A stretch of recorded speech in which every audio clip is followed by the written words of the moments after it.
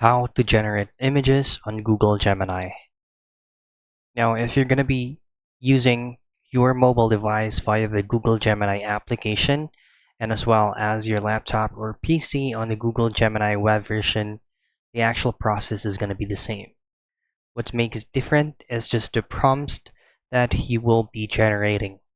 So just head out and open up your preferred web browser and just simply type in Google Gemini. Choose on the Google Gemini that will redirect you to their official website.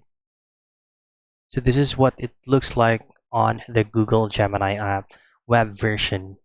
So for you to start your prompt, it needs to have like a word like draw, generate, or create, and then you just have to describe the image style you want, and then you just have to put examples like maybe charcoal drawing, watercolor, realistic, illustrative, or many more.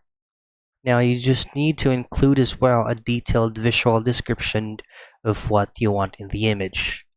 Now to start with, all you have to type in first is just simply type in generate image.